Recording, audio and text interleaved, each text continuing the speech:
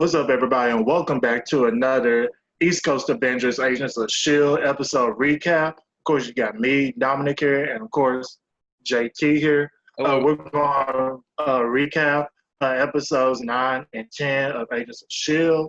And first, we're going to start with episode 9, As I Have Always Been. That is correct. Yes, As I Have Always Been. So, JT, why don't you go ahead and take it away as we get into this episode? Yeah. So this episode was very repetitive. It was a lot of going back in time and then redoing it all over again. So basically, the premise of this whole episode was Daisy was waking up out of her, I guess you can call it like a sleep chamber. Yeah, Yeah, hyperbolic. it was something like that Um, because she was also injured in the previous episode, so she had to like heal up and everything. right. And so she was sitting there, and Sousa is obviously kind of sitting there with her and resting. But she jumps up and she gets out of the chamber and she kind of sees Sousa, and he's like, hey, aren't you supposed to be, asleep? And he was like, he was like, aren't you supposed to be asleep? And she goes in to see what's going on. And basically a lot of things are happening at once. The Zephyr is jumping in and out of this time vortex, like this wormhole basically. And they are a few knocks from just basically being killed, all of them. I mean, just dying one after another. And so they go through all this, and then it jumps again. But when it jumps, Daisy wakes up in the same thing. Like, she hears the same people saying the same exact sentences that she just heard. But every time she goes through this, the distance from where the Zephyr is and the end of the wormhole gets closer and closer to the wormhole. So she is basically, kind of reliving the past. And every time she wakes up, it's like something new. And she kind of like tells everybody, she's like, that's about to happen. And they're like, how do you know that? But then she wakes up Coulson, who everyone goes to Coulson for the answers, which it's been a whole thing since the beginning. And he basically says, oh, this is not the first time you've done this. So she's been doing this for a really long time. They've been in the same jump over and over and over again. So they figure out a way how to fix it. They know that Yo-Yo took out the engine basically, but it's still jumping. So they got to find a way to fix it. And the only person to figure that out is Gemma Simmons. And so they have to find out, how to fix it and everything. Unfortunately, the only way for us to figure out how to fix it is if she gets her mind kind of revamped. And we all know how that works. They put the little gun to the back of her head and she does that. Now, I thought it was very interesting too that this episode was very repetitive. I mean, I guess that was the point of the show, but I kind of lost interest in it a little bit. I mean, yes, they caught my attention with every detail that happened after they, jumped again. You know what I mean? It was just very confusing. What did you think so far, like midway through this episode? Midway, I was just thinking, like, when are we going to get to the point of this? At least, speed it up, find the problem, a bit more quicker, so we can go ahead and get right into the problem and find a solution for it.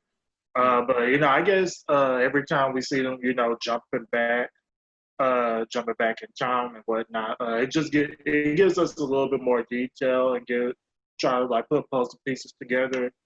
So I guess you could say it was kind of necessary, but then, like I said, it just kept on getting repetitive, and like we're just trying to get to the problem and the solution for it. So, right now, when we continually go through these, we find out new information.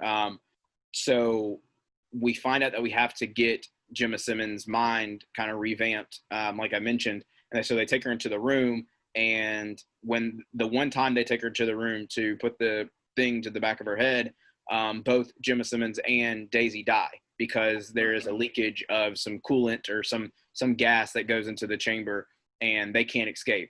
So then when they do it again, they have Yo-Yo do it, but Yo-Yo dies or something like that, I think. And so basically they're seeing all their friends die over and over and over again. And so they realize that this isn't caused by anything that happened on the Zephyr. This is caused by someone on the Zephyr. And so they're trying to figure out what's going on. They bring it back down to 3 people. They say it's either Gemma Simmons, Deke, or it's Enoch. And they kind of say it couldn't be Simmons because why would she cut her own or cut the cord? Like she wouldn't have enough time to do it. Then they realize it's not Deke because Deke is holding a secret. Why would he try to kill people who are on the Zephyr? So then they said, well, it's Enoch. And so how they figured out it's Enoch is they kind of go up to him and they're like, hey, Simmons, we've got to take something out of your head. And then he goes into like kill mode. And basically we realize and we find out that Simmons has put a device or some kind of like, modification on Enoch, which everyone remember he's an LMD. No, he's a Chronicom, pardon me. She basically says anytime that someone tries to, get my memory out of me, kill them. And so they go through constant time jumps of Enoch just killing everybody. There's a few funny things in there of Coulson and Daisy trying to stop him. That doesn't work. Then they end up having to tell the rest of the team. And so, they all try to fight him and they just get obliterated. But it's funny too that Daisy's the only one who remembers what's going on after each time jump. She'll wake up and jump out of this time, chamber or whatever, this hyperbolic chamber, and she immediately goes straight and says, this happens, this happens, this happens. Follow me. I got to talk to you guys. Like she's trying to, buy a little bit of time. So they do all that, and eventually they figure out that Enoch's going to stop him no matter what.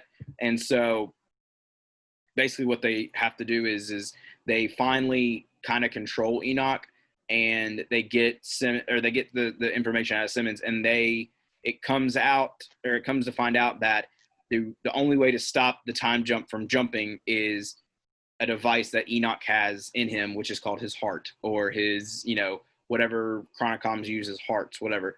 And I thought it was a little overplayed. They could have easily hit us in the feels with, Enoch kind of being, confused by like a heart. What is a heart? But no, when Simmons says this or whatever, and she's like, yeah, Enoch's the only one who does it. He is the only one who has the device, but we're not going to risk a life we're not going to risk one life. That like, it's basically the the Captain American kind of standpoint. We're not going to risk one life. And Enoch just pulls it out of his chest. Kind of like Vision and Infinity War. So yeah, that's what it kind of reminded me of when I was watching that particular scene right there. Just saying like just like what Cap saying like Vision, we're not gonna let you die out there. We're not gonna let you sacrifice yourself. It's either we're going to attack him as one, or we're all going to go out together. Like exactly. Like that. Exactly. Well, unfortunately, Enoch does sacrifice himself, and again, he pulls out the device, and they go and they put it on the time jump, and we get this nice, heartfelt, great acting. I cannot. What is the actor's name who plays Enoch? I cannot remember the save of my life.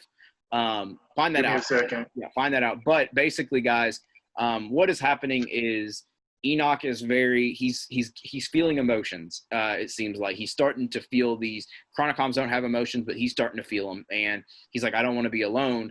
And he's like, you're not alone. And you found it? I did. Joel Stoffer. There or we go. Stoffer, whichever way it goes. However you would like to hear it. But yes, that was an amazing performance done by him. Emmy Award. Give him one right now. But no, he did a fantastic job, and just kind of like, going into his character, he's a robot, so he has no feeling. So the entire episode and the entire time we've seen Enoch, he's very, acts like a robot, talks like a robot, and so very nonchalant. Yeah, and so he cracks these little jokes, but he's not meaning to make anybody laugh. He's very much just trying to prove a point or to get the point across. And they bring back times to where he said that he's Fitz's best friend and he's going to see him, or he can't wait to see him again. It's just a lot of heartfelt things that were kind of being poked at. And unfortunately, him not having that heart does end up killing him, and but it does save the team. So he does save the team, and so that's how we kind of ended. I thought personally the episode was very heartfelt. The emotions on it were 10 out of 10. But I just, it was very repetitive to me. And I thought it was very, I saw a lot of the same things that kind of got, I was kind of like, okay, what's next? But I mean, I would put this, there's not a bad episode in this season, but I think this one is kind of lower on my standpoint. Right. Yes, it was very emotional. I'm not taking that away from it. But this season, going into it, I wanted to see a lot of action. I wanted to see a lot of, history being, either brought up or, tied into the MCU. And really, we really just got a, how to save the team type episode, which is good. But it's not what I was looking for. So I would give this a good solid 7 out of 10. I would say a 7 or a 7.5. And I was gonna say with this season, they give us these character moments because we have an episode dedicated to Yo-Yo and May. We have this episode kind of like dedicated to Daisy. We have an episode dedicated to Mac and Deke, and so like we're just getting a lot of character moments from this season. And with it being this last, I think it's very appropriate to give us those character moments, even with some of them who didn't have like as much shine in the past, that they're getting their shine now. So I will give it that. And then also giving this episode 7 or 7.5 because of the repetitiveness of it. But that's the plot of the episode. We have to get the repetitiveness in order to get to the solution of the problem. Same page as you. The emotional depth of this episode was a complete 10 out of 10. 2 thumbs up to Joel Stauffer for an incredible performance at the end of the episode. And then one thing you forgot to mention when he was giving his speech before he died, he's saying like he saw a vision of the team's last mission, right? And saying that it will be the last. So it kind of like teases us saying like who's going to die? Is the team going to die, or how's it going to end? So it just it had me thinking a little bit like saying like I don't think nobody's going to die. That's just my opinion. Hopefully nobody dies. I just think the team will be broken up at that point, and then bring in a new S.H.I.E.L.D. team. There's this team with all that they've been through right now throughout the course of the show. They've been through a lot. So they just probably want to give it up and, take a break or just stop immediately from it. That's just my vision into the future, to the series finale. I also want to get into this a little bit. Daisy probably has a new flame this season, a new boyfriend. Yeah, it seems. That would be Sousa. Yes. And with that being said, Sousa, your time might be running out. You want to know where I'm going with that? Because all of Daisy's past boyfriends have ended up dead. Because we had Ward, yes, and then we had the Inhuman. I cannot remember his name from season 5. I know who you're talking about. Yeah. Yeah, you know exactly who I'm talking about. So it's just like, count your days. Yep, exactly. No, I think, and like you mentioned, it did tease us with deaths of the team. I mean, we saw Simmons and Daisy die in one of those jumps. In those jumps. Luckily, again, we were in a time jump where it continually is. It's just like a circle. Everything happens and then once they broke the circle, now we're back into normal time jumps. But going on, to the next episode, which is episode 10, which everybody I thought it was the last episode, like previously, but apparently it's not. I don't know. It at the very end of the episode, it kind of said next week's the last episode, or the finale is coming up. I don't know. I don't know if anybody can answer that and figure out what's going on. Next week is not series finale. I think they said like a one episode till the last mission. Okay, I think that's what I said if I could remember correctly. So are we getting 12 or 13 episodes? I think we are getting 12 or we're getting 13. I say 12 or 13 because all right, so next week is episode 11. And so or this week, excuse me, this week is episode 11. Then next week, I think we might have a 2-hour finale. So either it's going to be, one 2-hour episode, or just going to be 2 episodes, both at 1 hour, I think. I think that's what it is, if I can exactly remember. I'm trying to look up more information on it now, so give me like 5 seconds. No, you're good. Now, for those who are listening, as we talked about last episode with Ken, shout out Ken from the ODPH podcast.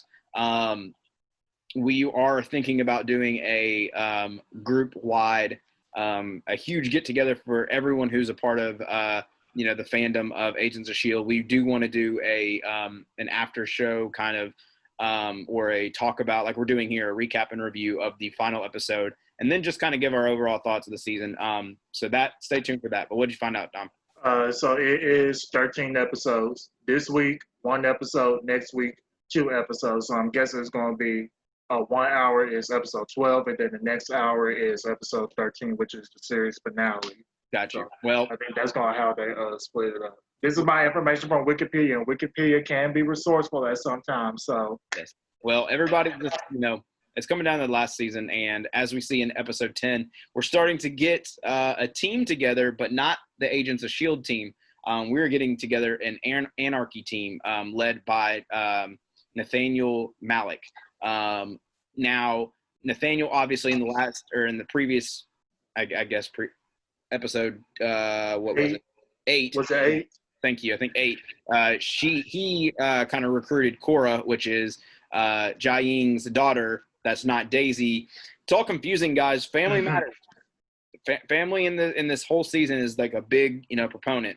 But Cora basically has powers. She's an Inhuman, just like him now. But he contracted his powers from Daisy, so he has the Quake powers. He then gets Cora, who has like powers where she can like kind of have blasts come out of her hands. I don't really know what you want to call that. Energy blast, I guess. But they're together. And then he recruits. Now, Dom, a little bit of outside information. The actor who played Garrett. I know who you're talking about. I think I'm going to Bill Paxton. What?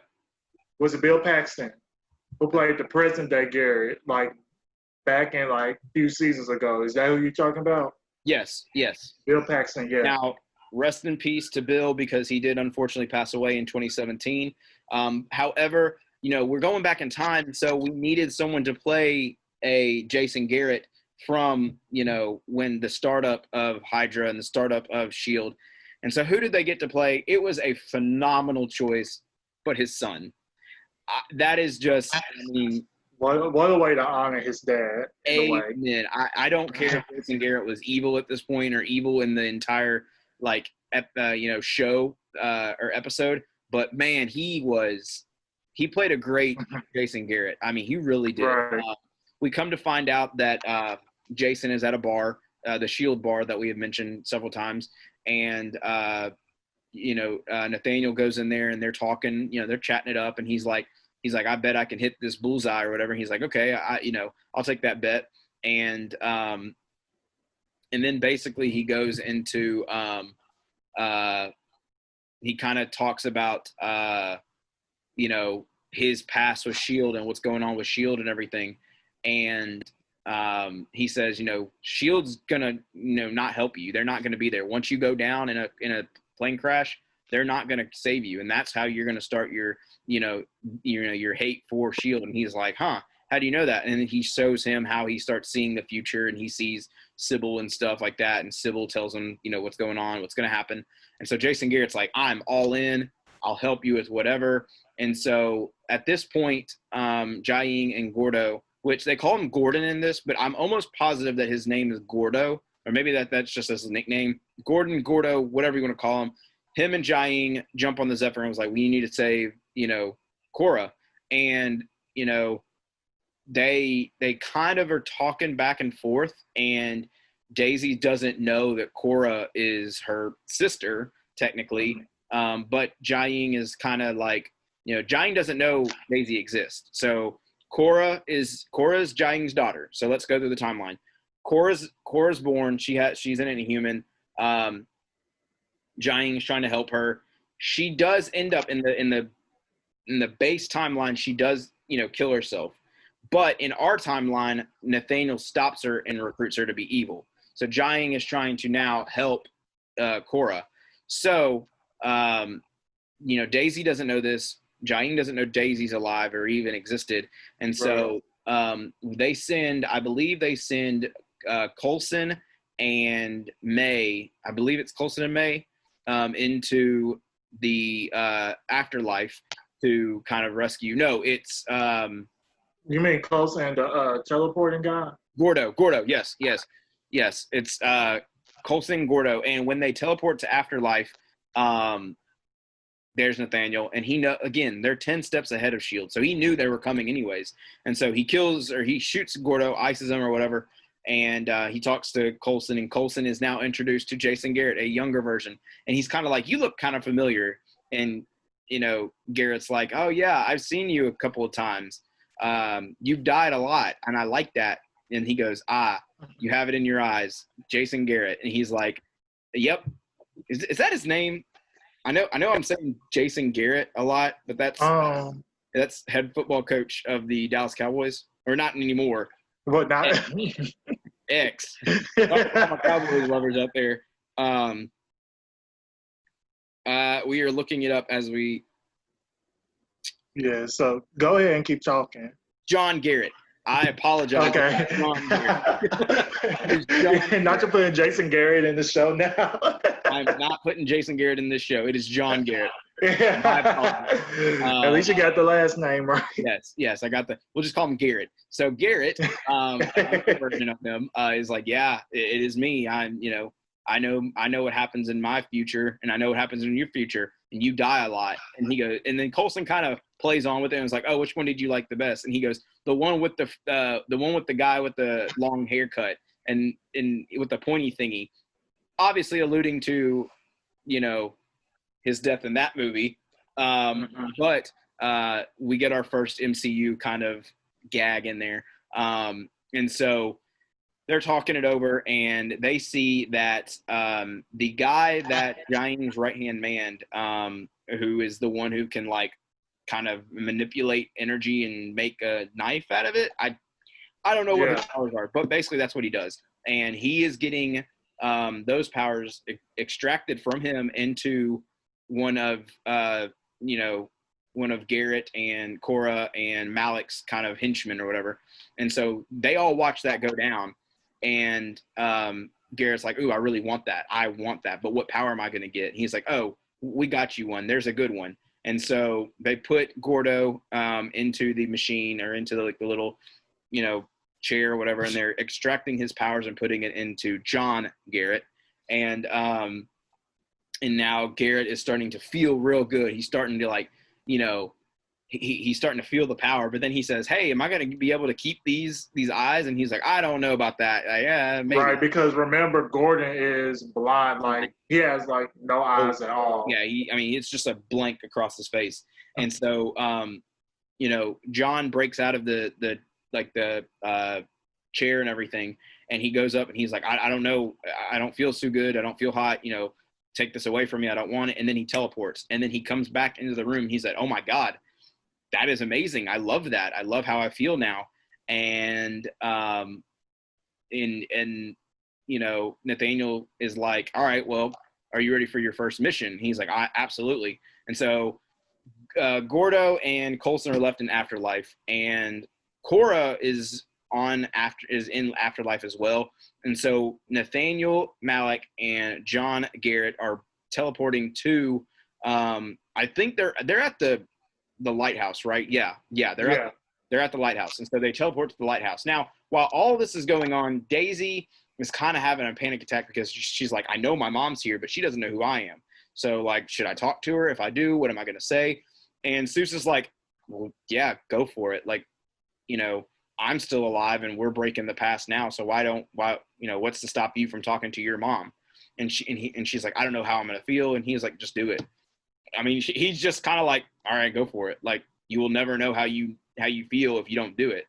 And so she's like, you're right. And so she goes and talks to him, or talks to Jiaying, and they basically are like having, again, another heartfelt moment, another character, you know, arc to this whole show, another parenting issue. We've seen that a lot this season, but we're getting a lot of this. You know, Daisy is kind of confessing about how her mom really treated her. It's kind of like she's telling her mom, or she's telling another person that happens to be your mom that doesn't know she's your mom. That's really confusing. But I have a question about that. So if you were in Daisy's shoes, would you tell her straight up, like, I'm your daughter?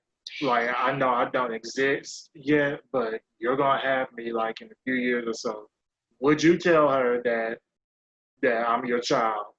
see, I thought about that during this episode, and honestly, I thought Jiaying knew that. Like, I thought she somehow guessed it, Right. I thought she would too.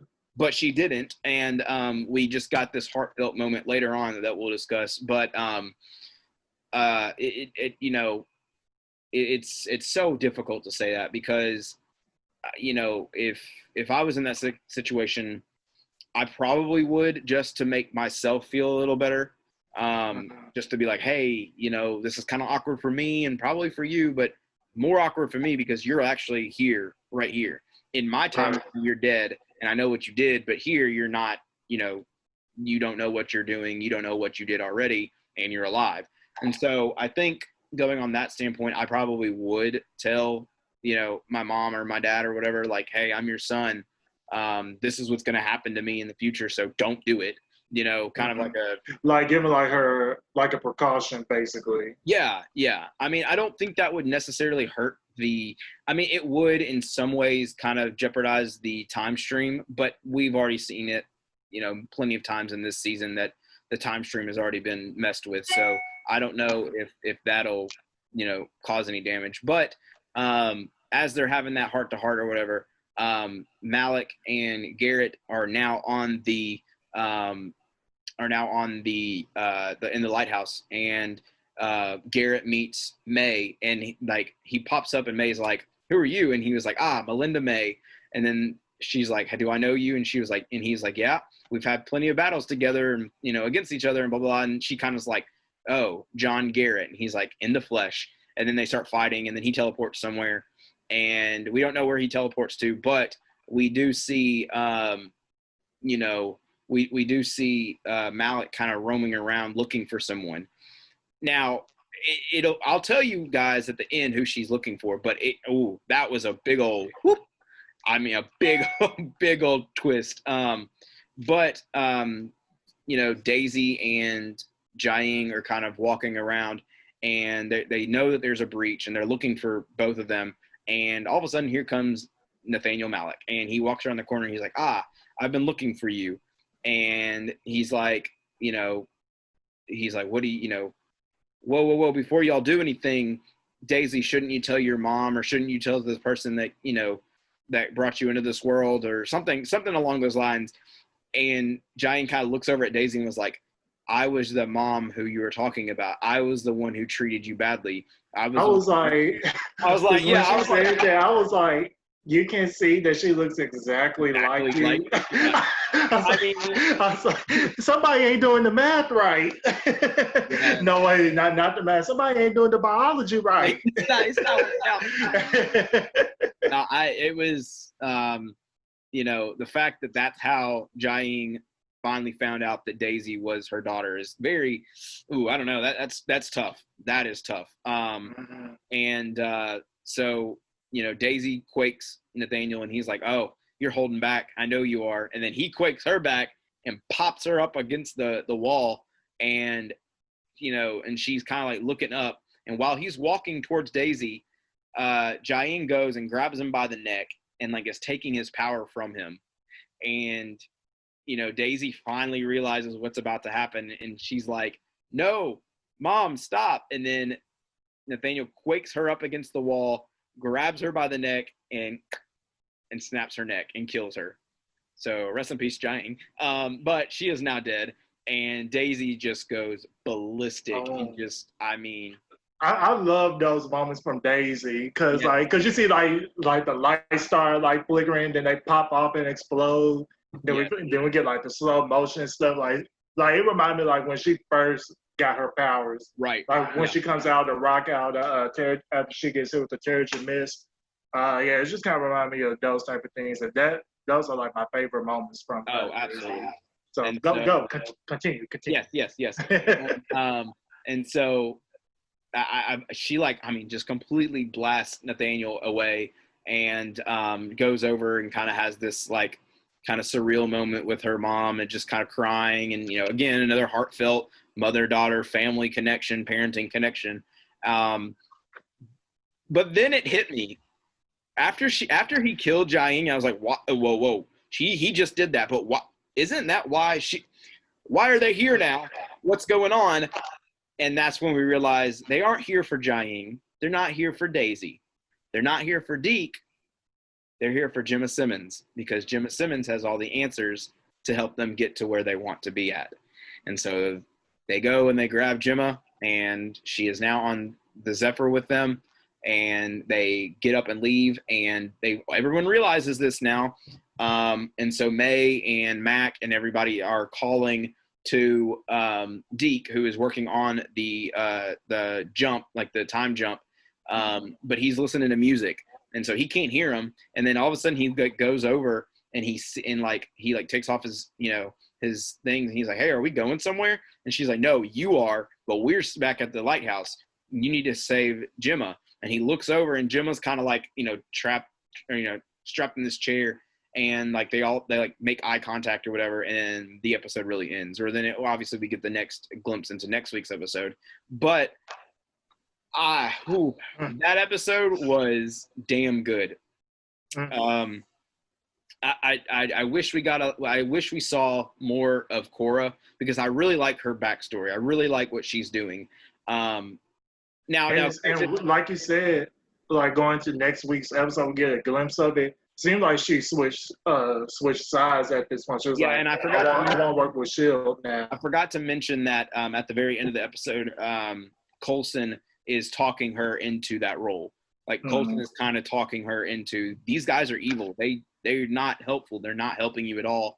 You need to start helping us because we can help you. Like basically you do. Man, this episode was really good. I know a lot of people who didn't like it, and I know a lot of people who really loved it. So I'm one of those, man, who I thought this was a tremendous episode. I would give it a good 8.5 out of 10. I wish we saw more Cora.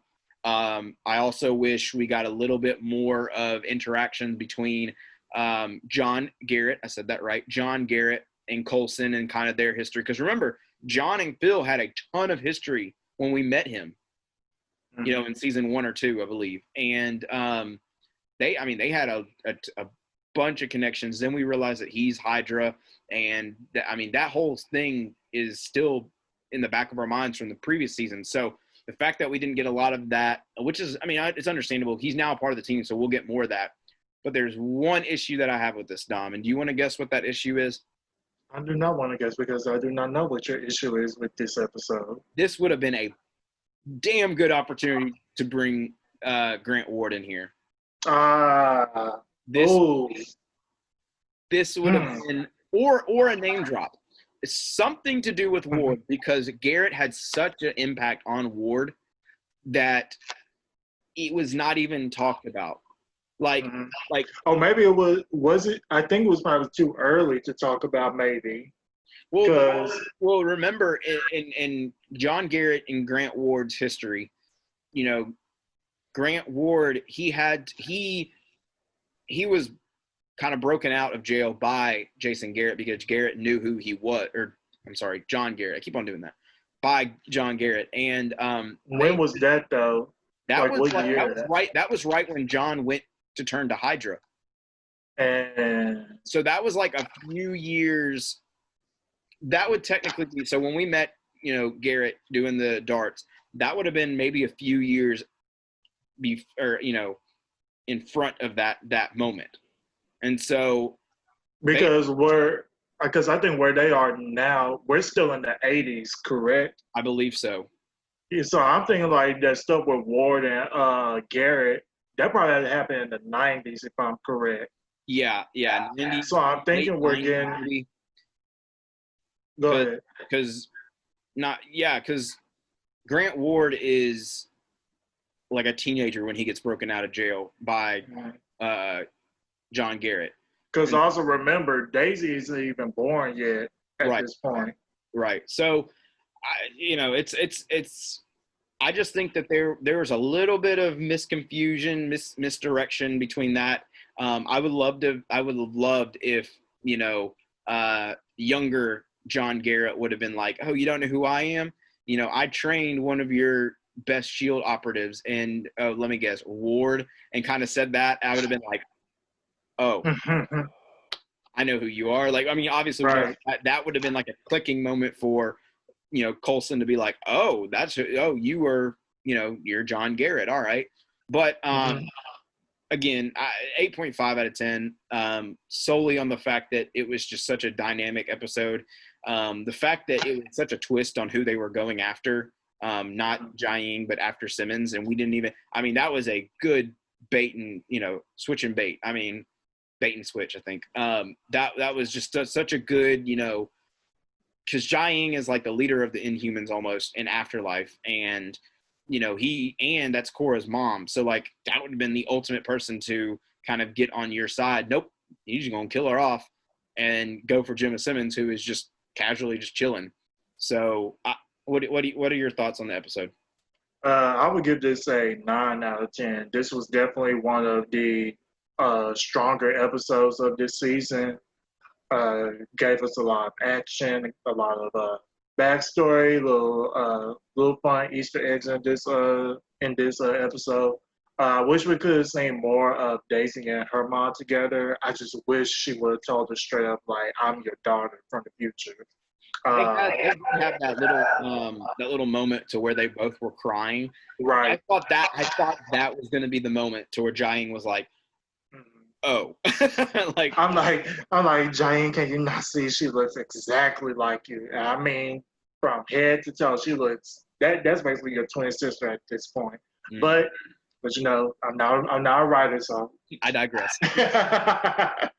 But so it just, and then of course with her mom being killed, it makes me think of how is her and her sister Korra gonna have a relationship at this point, because remember in the original timeline, Korra is dead and then her mom is dead too. So basically Daisy's by herself, but now we have her sister. It's just like, how is that gonna work out now? So I'm really interested to see how that relationship comes about. But yeah, after watching the episode, I was texting you and everything. I was like, oh my God, I'm so ready for the next episode. Like, what is going to happen? So like definitely this episode was definitely one of the stronger episodes, possibly top 5 in my opinion. Absolutely. Or maybe even top 3. But yeah, this was definitely a very, very great episode, 9 out of 10. And it just makes me think, what other surprises do they have for us? Who else are we going to see from the past or from the future, maybe, that could possibly pop up in an episode? So. They've got 3 episodes left. They could bring out so many. They could bring out Hive, that was Ward. They could bring out Ward himself. They could bring out Ghost Rider. They've got all ample opportunities. Oh, if they bring back Ghost Rider, man. They've got ample of opportunities to just make these last 3 episodes just, hit. Where is Fitz? I'm just ready to see Fitz at this point. Thank you. Where are you? I know. I know they're probably going to reveal it at the end of the season.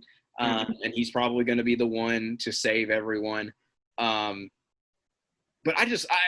he's been talked about the entire time. He is one of the key proponents of this entire show, and we haven't seen him at all, which is, I mean, from a writing standpoint, I get it, because he is the one who is, like, kind of controlling, where the Zephyr goes. But, like, I just want to know where he's at. Like, that's my question that I'm itching at every time. Now, before we end, I wanted to give out IMDb's rankings of